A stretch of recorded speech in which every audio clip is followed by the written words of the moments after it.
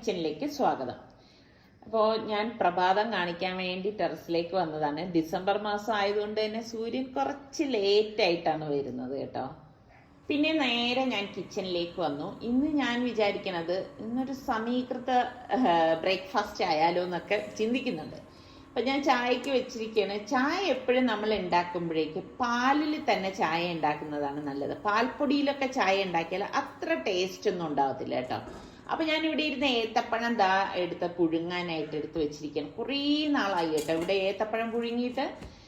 അതുപോലെ തന്നെ നമ്മൾ നല്ല കടുപ്പത്തിൽ പാൽ ചായ ഇങ്ങനെ അടിച്ച് തന്നെ എടുക്കണം. അപ്പം അടിച്ചെടുത്ത ചായ കുടിക്കുമ്പോൾ ഉള്ള ഒരു രുചി അതൊരു പ്രത്യേക സുഖം തന്നെയാണ് കേട്ടോ. അപ്പൊ നിങ്ങളിൽ ഇങ്ങനെ ഈ അടിച്ച ചായ ഇഷ്ടമുള്ള എത്ര പേരുണ്ട്? എനിക്ക് തോന്നുന്നു ഇപ്പൊ ഒട്ടുമിക്ക ആൾക്കാർക്കും അടിച്ച ചായയോടാണ് താല്പര്യം എന്നാണ് എനിക്ക് തോന്നുന്നത്. ഇപ്പൊ നിസാറിക്കാക്ക് രാവിലെ തന്നെ ചായ നിർബന്ധമായിട്ട് വേണം കേട്ടോ. ഞാൻ അങ്ങനെ ചായയൊന്നും കുടിക്കാത്ത ആളായിരുന്നു. പക്ഷെ നിസാറിക്കയുടെ കൂടെ കൂടിയ ശേഷമാണ് ഞാനും ചായക്ക് അഡിക്റ്റ് ആയി തുടങ്ങിയത്. ചായ കുടിക്കുന്നത് അത്ര നല്ല ശീലമാണോ എന്ന് ചോദിച്ചാൽ എനിക്ക് അതിനെക്കുറിച്ച് കൂടുതൽ പറയാനൊന്നും അറിയില്ല. അപ്പം നമ്മളുടെ ജീരക വെള്ളത്തിന് വേണ്ടിയിട്ട് വെള്ളം തിളപ്പിക്കാനായിട്ട് വെച്ചിരിക്കുകയാണ്. അപ്പം ഞാൻ ഇതുപോലെ കുറച്ച് ജീരകം ഇട്ടിട്ടാണ് തിളപ്പിക്കുന്നത്. പിന്നെ ഞാൻ മുട്ട പുഴുങ്ങാനായിട്ട് പോവാണ്. അപ്പം ഇതുള്ളത് കൊണ്ട് എളുപ്പമാണ്, നമുക്ക് മുട്ട പെട്ടെന്ന് തന്നെ പുഴുങ്ങിയെടുക്കാൻ പറ്റും. അപ്പം പണ്ടൊക്കെ നമ്മൾ സ്കൂളിലൊക്കെ പോയിരുന്ന സമയത്താണ് ഇങ്ങനെ മുട്ടയും ഏത്തപ്പഴവും ഇങ്ങനെയൊക്കെ ബ്രേക്ക്ഫാസ്റ്റുകൾ കഴിക്കുന്നത് അല്ലേ. അങ്ങനെ കഴിച്ചിട്ടുള്ള എത്ര പേർക്കുണ്ട്? പേര് നമ്മൾക്കിടയിലുണ്ട്.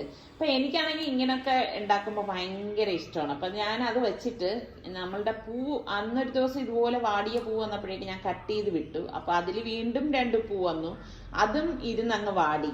അപ്പൊ ഞാൻ ആ 2 വാടിയ പൂവും കൂടി കട്ട് ചെയ്തതാ വിട്ടിരിക്കുകയാണ്. അപ്പൊ നിങ്ങൾ പറഞ്ഞ പോലെ അത് തളിര് വരുന്നുണ്ട് കേട്ടോ കട്ട് ചെയ്ത് വിടുമ്പോഴേക്ക്.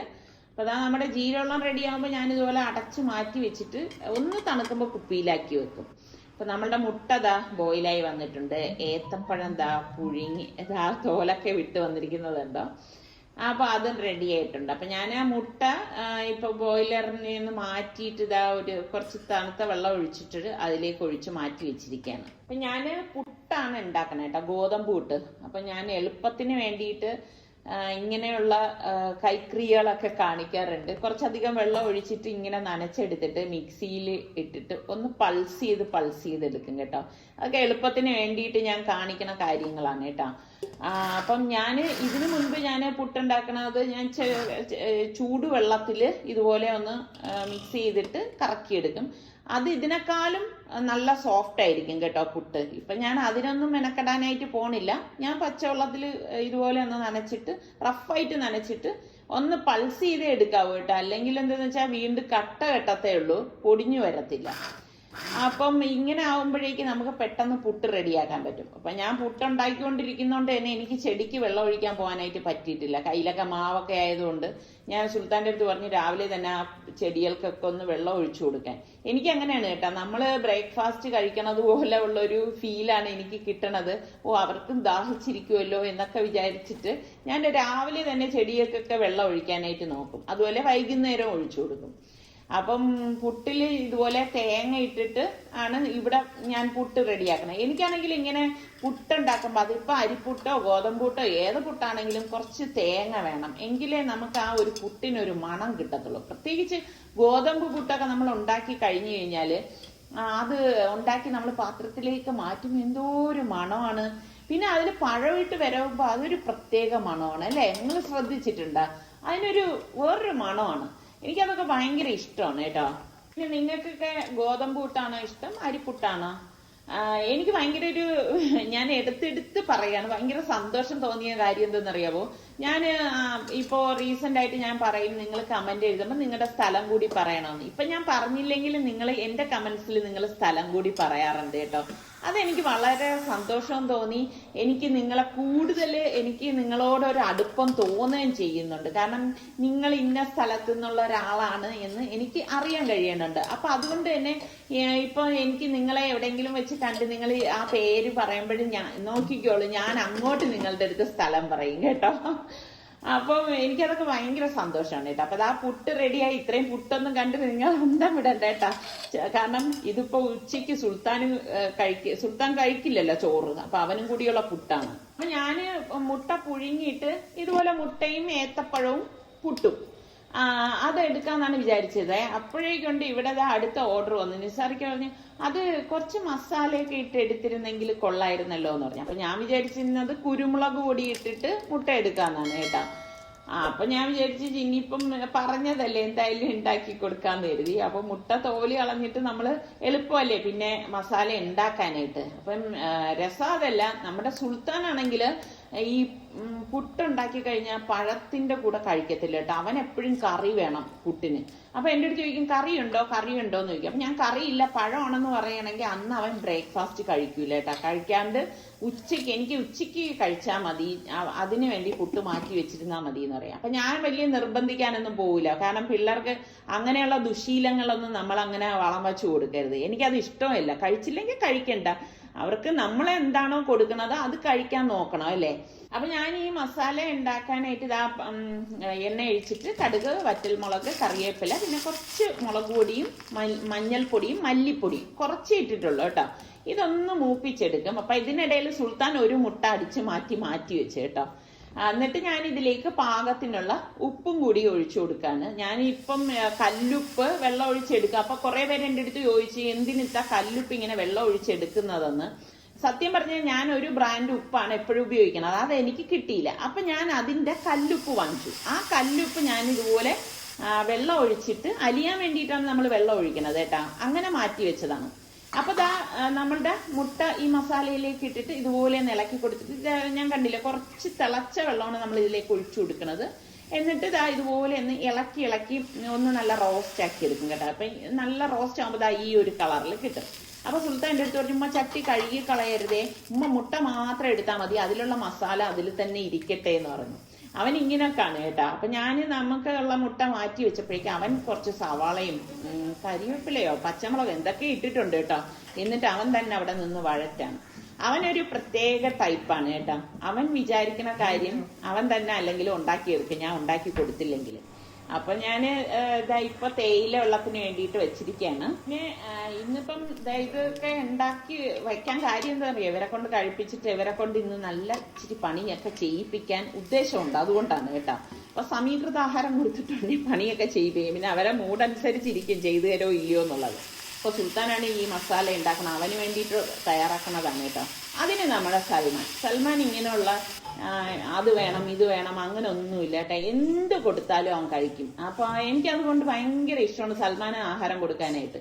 ഇതുപോലെയുള്ള കാര്യങ്ങളിലൊന്നും നിർബന്ധമൊന്നും പിടിക്കത്തില്ല. ഇതിപ്പോ ഞാൻ ഉണ്ടാക്കി കൊടുക്കൂല എന്ന് പറഞ്ഞുകൊണ്ട് സ്വന്തമായിട്ട് ഉണ്ടാക്കിയതാണ് കേട്ടോ. അപ്പൊ ഇതാണ് നമ്മളുടെ ഇന്നത്തെ ബ്രേക്ക്ഫാസ്റ്റ് എന്ന് പറയുന്നത്. പുഴുങ്ങിയ ഏത്തപ്പഴം, മുട്ട റോസ്റ്റ്, അതുപോലെ തന്നെ നല്ല ഗോതമ്പ് പുട്ട്. അപ്പൊ ഈ ഒരു ഐറ്റം ഇഷ്ടമുള്ള എത്ര പേരുണ്ട്? അല്ലെങ്കിൽ ഈ ഗോതമ്പ് പുട്ടിന്റെ കൂടെ നിങ്ങൾക്ക് കഴിക്കാൻ ഇഷ്ടമുള്ള ഐറ്റംസ് ഏതാണ് എന്ന് പറയണം കേട്ടോ. അപ്പോ ഇനിയിപ്പം സന്തോഷകരമായിട്ട് അവർ ആഹാരമൊക്കെ കഴിക്കണം. അവർക്ക് ഇപ്പോഴും അറിയില്ല അവരെ കൊണ്ട് പണി ചെയ്യിപ്പിക്കാൻ പോവുകയാണെന്ന്. ആഹാരമൊക്കെ കഴിച്ചു കഴിയുമ്പോഴേക്കും ഞങ്ങൾ പറയും അവർക്കുള്ള പണി എന്താണെന്നുള്ളത്. പിന്നെ അവരുടെ മൂഡനുസരിച്ചിരിക്കും കേട്ടോ. എപ്പോഴും ഒന്നും അങ്ങനെ അവര് ചെയ്തു തരുന്നൊന്നും വിചാരിക്കരുത് കേട്ടോ. അവർക്ക് മൂഡുണ്ടെങ്കിൽ മാത്രമേ അവർ ചെയ്തു തരത്തുള്ളൂ. അങ്ങനെയുണ്ട് ഒരു വശം. ഇത് കുറച്ച് ദിവസമായി ഇവിടെ ഇരിക്കുന്നു. അപ്പൊ നിങ്ങളെ ഒന്ന് കാണിക്കാമെന്ന് കരുതി ഇപ്പോഴാണ് ഞാനിത് ഓപ്പൺ ചെയ്യണത് കേട്ടോ. ഇതെനിക്ക് സൂക്ക് അബായെന്ന് അയച്ചു തന്നിരിക്കുന്ന അബായാണ്. പെർഫ്യൂം ഉണ്ടെന്ന് തോന്നുന്നു. ഇത് ഷിഫോൺ മെറ്റീരിയൽ ആണ് കേട്ടോ. ഇത് അതിന്റെ ഷോളാണ്, നല്ല ലെങ്തി ആയിട്ടുള്ളത്. ഇത് കണ്ടോ, ഇത് ഫ്രില്ലൊക്കെ ഉണ്ട്, കയ്യില് ഫ്രില്ല്. പിന്നെ അതുപോലെ ഇങ്ങനെയുള്ള ഒരു ടൈപ്പാണ് കേട്ടോ. പിന്നെ ഇതിന്റെ ബാക്കില് ഇതുപോലെ ഒരു പിന്ന് ഹാങ് ചെയ്ത് ഇട്ടിട്ടുണ്ട്, അതൊരു ഭംഗിക്ക് വേണ്ടിയിട്ട്. ശരിക്കും ഇട്ട് വരുമ്പോൾ നല്ല ഭംഗിയായിരിക്കും കേട്ടോ. അപ്പൊ ഇവരുടെ തന്നെ ഒരുപാട് വെറൈറ്റി ആയിട്ടുള്ള ക്ലോത്തിലും വെറൈറ്റി കളക്ഷൻസും ഒക്കെ ഉണ്ട്. അപ്പൊ താല്പര്യമുള്ളവർക്ക് ഞാനിത് അവരുടെ ഇൻസ്റ്റഗ്രാം പേജ് പിൻഡ് കമന്റ് ആയിട്ട് കൊടുക്കാം. അപ്പൊ ഞാനിത് ഇടുന്ന സമയത്ത് നിങ്ങൾക്ക് കാണിച്ചു തരാം കേട്ടോ.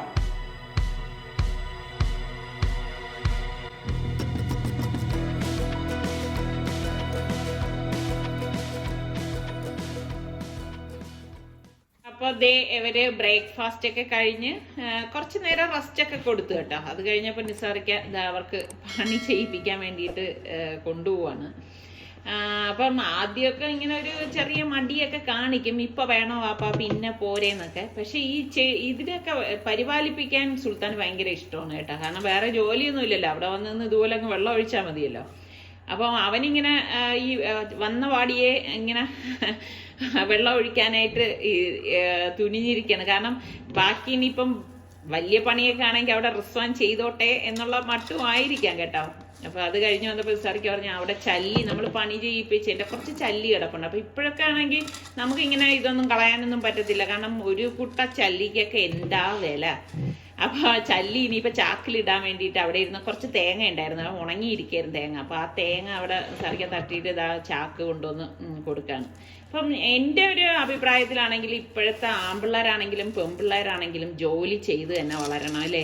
ഇപ്പോഴത്തെ പിള്ളേരൊക്കെ, എൻ്റെ പിള്ളേരെ ഉൾപ്പെടെ ഞാൻ പറയാണ് കേട്ടാ, ഏത് സമയം ഒരു കമ്പ്യൂട്ടറിൽ ഇങ്ങനെ കുത്തിയിരിക്കും. അവർക്ക് അതാണ് ഒരു എന്റർടൈൻമെന്റ് എന്നാണ് പറയണത്.